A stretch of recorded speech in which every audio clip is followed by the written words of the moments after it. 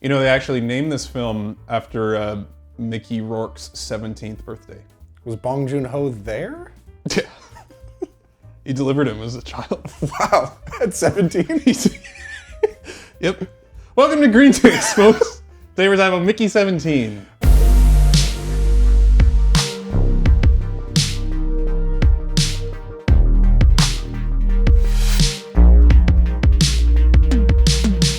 This is the latest film by Bong Joon Ho, director of what I think is my favorite film, full stop, Parasite.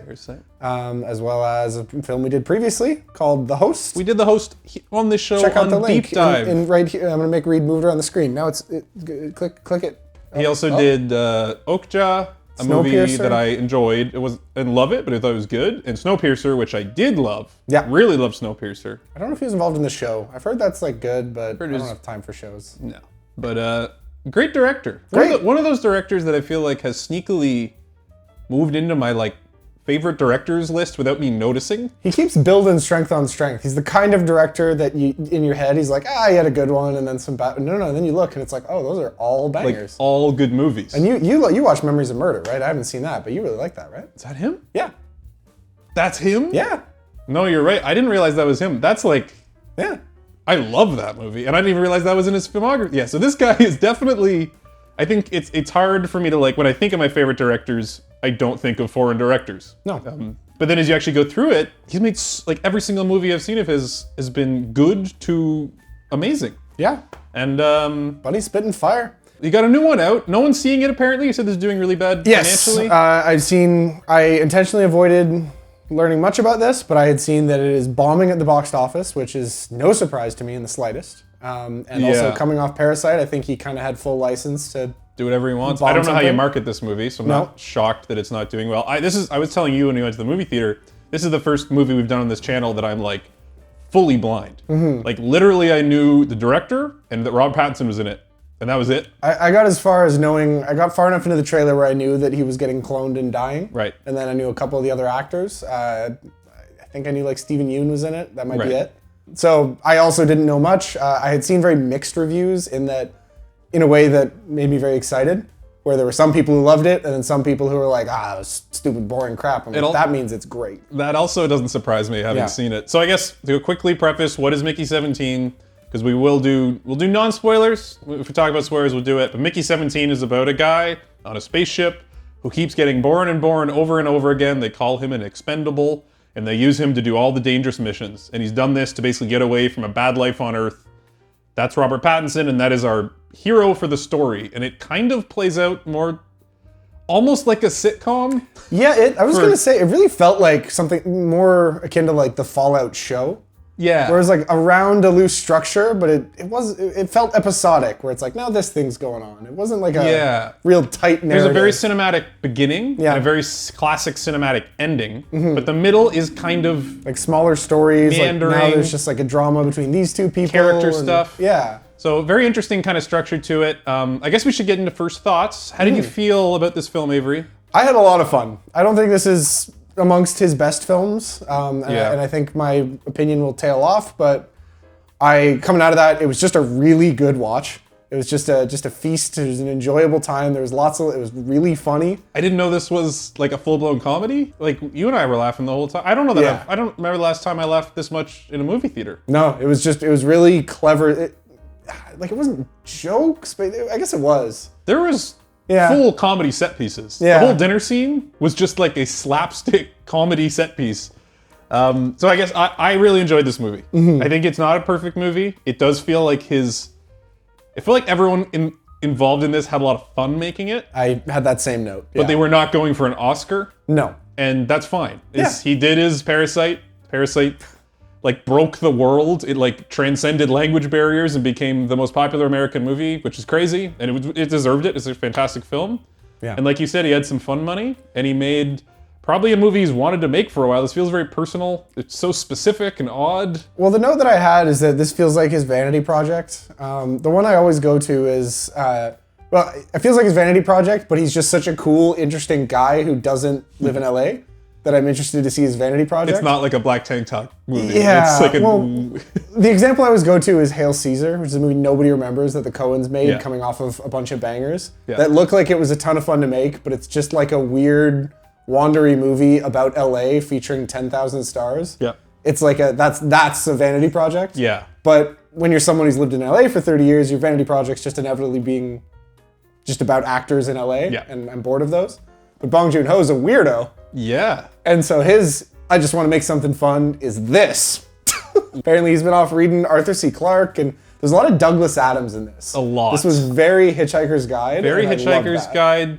I would say it. I don't know if you got this. This felt like a Futurama episode. Yeah, I originally had like this, there's some Star Trek elements, and then also I was thinking, But the main Futurama. character is Fry. And the bad guy is Zap Brannigan. And more or less. his love interest is Leela. Yeah. It's Okay. Yeah. I'm it seeing really plays out like a Futurama episode, and we both love Futurama. Yeah. And I think one of the hidden strengths of Futurama is like you have your main character be really stupid. We can definitely escape, Bender. All you have to do is bend the hatch off this steam pipe. No good, it's full of steam. And they don't get smarter. Like a lot of movies want your protagonist to be smart and creative, and kind of like you want your audience to feel like they're smart through your protagonist. Yeah, this Mickey is not an action star. He's not the Martian guy. No, he's Fry from Futurama. He's Fry. And that was so refreshing. It almost felt like it took the pressure off. It was like the movie's like, just relax. Yeah. Like, this movie could have been directed under a completely different tone. You could have done this as a dark, grimdark sci-fi movie with the exact same plot beats all the way through. But they shot it like a comedy. They had it starring Fry from Futurama. And I thought that made it so much more enjoyable because it made you like, the movie wasn't taking itself that seriously. The movie was having fun. It let you have fun. And Pattinson was having fun, man. Oh my God. When it started, I was a little worried. The opening monologue when he's talking in his head, I'm like, is he gonna do this voice the whole time? But then I settled into it and I'm like, wait, I think this is great. I think I'm really enjoying this. I feel like I've been waiting for it, because he's obviously branching out. He's done Vampires to fucking mermaids to this. The other note that I had that this is similar to, did you ever see Don't Look Up? No, I didn't. Okay, because this felt very similar to that, just much better. Okay. Because that was entertaining, right? It was a very similar tone, where it was comedic and it was visually it was very similar. A lot of the characters being sort of over the top and fun, even down to the Donald Trump character, who was Meryl Streep in that, was Mark Ruffalo in this. But that was way more heavy-handed. It was a lot more literal about what it was about. It was very like, this is exactly the political angle we're pushing, and here's the message spelled out right here. Whereas Mickey 17, despite kind of hitting a similar tone and feeling similar, was just a lot more, I guess, there was a lot more to it. It was better rounded. I would not say it was subtle. It's a satire. Yeah. Clearly there's the Trumpy character and there's all kinds of other little satire woven in, but yeah, it focused on telling like a compelling story and having good comedy over the satire being forced down your throat. Which is Don't Look Up, like started with, okay, here's the story we're gonna tell, and then there's gonna be fun character and we'll add some jokes on top. This started with a good story, strong writing, good characters. And just like, even if this wasn't funny, it would have been like a good episode of Star Trek. Like it's that's the thing. The there comedy just was good sci-fi. The comedy elevated the material, and the satire elevated the material. But there was good bones to it. It really felt like the actors got a ton of freedom to kind of have fun with their characters. It's just, I don't see how you could have directed all of these and how Bong Joon Ho could have sat down and said, this is how to play that. There's just too much personality to all of them.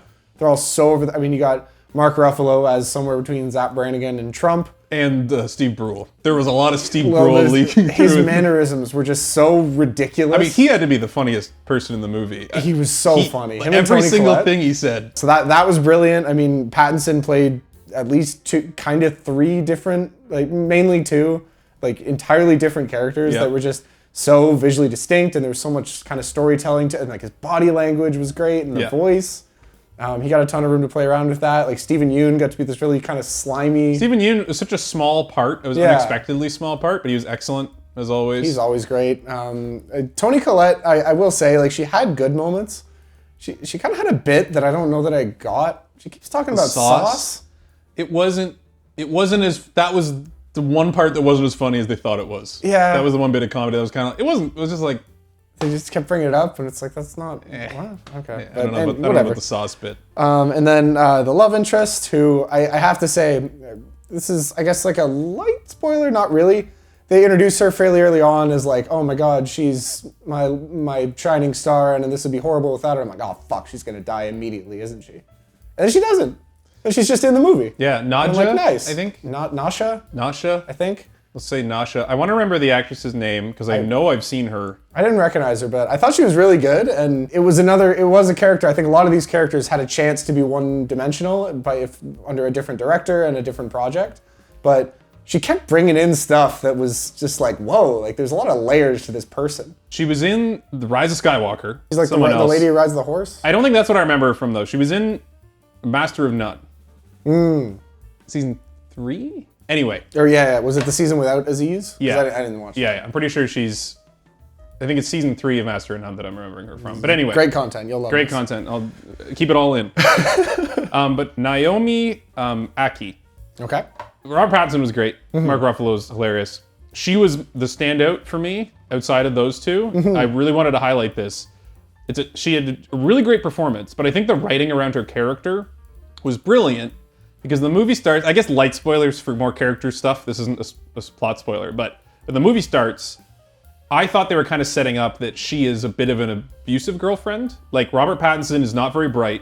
She's kind of taking advantage of this whole expendable situation to have like a guaranteed boyfriend forever. Yeah. And I thought it was a little bit of like because she's clearly more dominant in the relationship, and especially when it got into the two Mickeys and kind of the love triangle stuff, I felt like she wasn't showing Mickey a lot of respect. It was kind of putting him down. If I need to sell this movie to anyone, there is a threesome scene with 2 Robert Pattinsons. Yes. So, dear viewers, you'll enjoy that. So I thought they were kind of setting her up as like he thinks he's in love with her, but she's actually kind of shitty to him. Yeah, that was kind of level 2, whereas like level 1, I thought she was going to immediately die Yeah. and then be like, the rest of the movie's sad because Perfect Girl died. Yeah. And then when she very much wasn't that, I thought the same thing.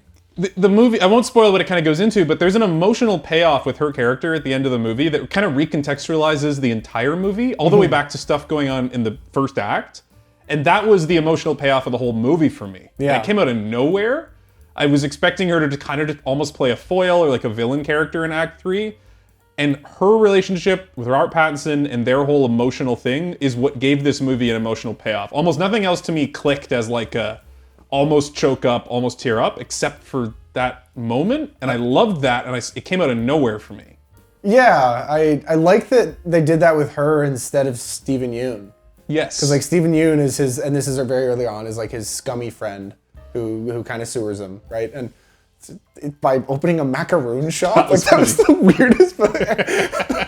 There's a lot of just like really weird non sequiturs in this movie. Like Bong Joon is just a crazy man. I think he reads a lot of novels. Yes. Like he's just not from the mainstream. Yeah. But you would expect Steven Yeun. You would expect there to be like role. the big confrontation at the end and like to be that. And there's like a little bit of it, but not really. He's just kind of a slimy guy who stays slimy. And yeah, they give the emotional payoff to Mickey and Nasha. Yeah. But no, I really enjoyed her as well.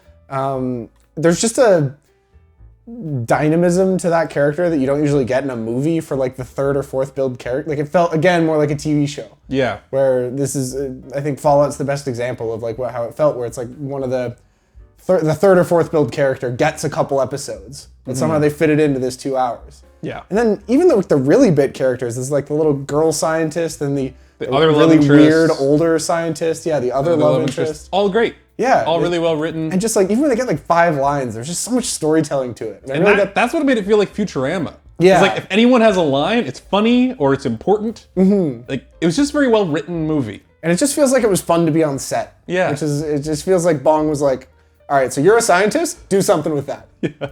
And then they just like, maybe they shot like 5 takes, so they did different characters every time. Like, that was the funny one. It is hard to know how much improv there was. It does feel very improv-y. It felt like the characters all really were, like the actors were feeling it, you know? Yeah. Now I guess to kind of move into some criticism that is part of this, the middle of the movie is very meandery. Wrote the exact same thing. I was very engaged the whole time because it was really funny and the characters were good. But my brain was like, I don't actually know what this movie's about anymore. And I don't know what the plot is. I think it would be better on a rewatch, personally. Because like for the middle hour, I don't even have a guess at what the ending is going to be. And I'm not going to say this movie's too long. It is long-ish. It's like 2.25 hours. It's on the longer side. I'm not saying it's necessarily too long, but the middle, you kind of lose the plot, but I still really liked it. Yeah. Personally, it was funny, I was engaged, it felt like watching a TV show I like, but I think on a critical level, it did kind of lose, there was not enough structure, and I didn't actually know where we were going. I think that's the fairest knock. I mean, I had the same note. Again, I don't know that, but once you kind of accept that, like, he made Parasite, he's making something fun, it's fine. If you wanted to win an Oscar, yeah, you cut 20 minutes out of this middle part and make sure that you only leave in scenes that kind of support the ending and the emotional payoff. I'm fine that he didn't do that, because you're right, it was all fun. It was all good character stuff, and yeah, there was 30 minutes in the middle that didn't contribute to the movie as a whole, other than to just be fun. Which almost feels Hitchhiker's Guide to the Galaxy-ish. It's very Hitchhiker's Guide. Monty Python. Yeah. Like, they just spent the time to have fun in the world with the characters they developed, even though it has no real bearing on the plot. It's funny you bring up Hitchhiker's Guide and Monty Python, because both of those famously never knew how to end anything. That's right. Yeah. Those are both like that was their thing, and I like that. You know, you get 2/3 of the way through this film, and you're just kind of like, okay, this was all fun, but what are we doing? And then he kind of spends the last 20, 30 minutes setting up like one thing. It's a real ending. Yeah, it's a real ending. Real strong, I'm not going to say an amazing ending. No. It was not as good as all the comedy and all the kind of middle stuff, but it was a fine, serviceable ending that felt like it tied a bow on everything. And I think if this was a 70s movie, like I said, if you want to make this an Oscar movie now, you cut out 30 minutes from the middle and have it all be the ending. If this was a 70s movie, you cut out the whole ending and just cut to black after some character scene and just have them like punch someone where you just don't have a real ending. Yeah. Everyone gets arrested, the Holy Grail ending, right? But I'm glad it was all in there. And like I said, I think this would be really fun on a rewatch, just knowing kind of what you're in for and being like I think the first 30 minutes of this were about perfect. Like, just so much fun, really tight, funny. Even though it's got this weird like looping thing where you kind of, but that I didn't love, but like each scene in the first 30 minutes was great. And the middle is just like a TV show. And then the ending is just an episode of Star Trek. Yeah. And I forgot to mention that the first act is definitely, I think, the strongest. Yeah. Because it starts with kind of like you're probably wondering how I ended up in this Very situation literally, opening. And then it jumps back in time. And all the time till you catch back up was like a perfect short film. It was hilarious. It had great world building. And it was all just the sci-fi stuff was really interesting. It was like, it was all just elevated. It's just, I think the macaroon shop's my favorite example of just like anything else. It's like, we decided to start running smuggling, right? Like we opened a macaroon shop because macaroons were going to be bigger than burgers. And that's why we're in deep with the loan shark, and that's the inciting event for the movie. Like, there's no boring thing in the movie. Yeah. Every time they needed a plot element or a joke, they made it something really specific and strange in a way that's like you haven't seen exactly before. The scene with the backstory of the cloning technology, which I don't know that I'm going to spoil, but that was pretty great. It's just such a the three multiples. Yeah. Despite having some like very hard sci-fi elements and some gritty elements, it really was fairly bright. Like it does. One of the biggest examples is that it has like a pretty high regard for life. Only like 4 people die throughout this movie, and they're all like a big deal. Yeah, like it shows how it impacts the other characters. Yeah, and in contrast to something that looks similar, like something in the Alien franchise, or even like Star Wars, where there's just like endless mooks getting lasered down constantly, right? I appreciated that this felt almost Star Trek-y in the way that there was humanity at it, and I guess Hitchhiker's Guide is similar as well, where it's life felt valuable, every person felt competent and important. Yeah. And even when there's like, dumb bad guys, like they're like notable for being dumb. There's like scenes where just random people who haven't had a line before are doing their job and like do a very good job. Yeah. And I just, it's a small thing, but just the tone of the whole thing felt, I liked it. It added more humanity to it, and it made it kind of distinct, like I said, from a lot of the other sci-fi properties going on right now. It's exemplified in Mickey. Because obviously a big plot point is Mickey dies a bunch of times because he keeps getting reprinted. Also, as a little side note, him being printed, working like a paper printer where they awkwardly, like, that was... Where they forgot to put the tray there and he just flops onto the floor. That was great. But despite that, he's going to respawn. Yeah. Him dying doesn't actually matter. They make you care about him caring about it. Yeah. And that was perfect because he's playing Fry. To be like, because if it was like a really competent character, I feel like it's hard to build that sympathy. You get like Tom Cruise in that movie, and it's like, right? And it's like fine. Yeah, like what is that? Edge of Tomorrow, Yeah. which is literally that. It's Yeah. like you don't care because he's an action star. By having him play this kind of like goofy, dumb guy who's like sad he has to keep dying and clearly didn't have a good life on Earth. Yeah. And this is like, he keeps referencing back to like some dark events on Earth that like he feels he doesn't really have a family, doesn't have a home. He's clearly being taken advantage of by a lot of people. They build a ton of sympathy with him. And even though you know he's going to respawn, it's really sad when he dies. Yeah. And that's a really challenging thing for a movie to pull off. He did it, and Pattinson in particular. I mean, there was like this character feels very authentic. It feels like a full developed character within every line, that Mickey 17 specifically. And I do want to give credit to how hard it is to kind of toe that line to like be this kind of silly, goofy, sympathetic guy, but that you do feel for him this much. One note I had down is that there's a line that I think you told me first about Brad Pitt is a character actor stuck in a hunk's body. Yeah. Some of that, and I think Stuck in a Pattinson's- leading man's body Yeah, or something. and I think Pattinson's kind of there because Yeah. a similar performance to this for me is Brad Pitt in 12 Monkeys, which is a movie I love, where he's like this kind of gross weirdo in a sci-fi property. It's not the same character, but it gave me shades of that, and it just makes me so excited for more. Yeah, clearly Pattinson could do kind of anything. Yeah. Well, I think like, a big theme of this movie you highlighted that I think is really good is value of life. Yeah. Especially value of life in the face of like the corporate machine. Like in our society today, valuing a single human life and the value of that. That was very beautiful. It's a very beautiful sentiment.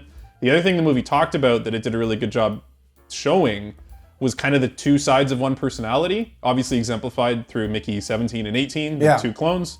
There's a couple moments in the movie where they help each other or hurt each other, resolving a kind of moral dilemma. And one, it's basically the angel and the devil, or your confidence and your, I don't know, the part of yourself that would doubt yourself, or Yeah. like low self-confidence.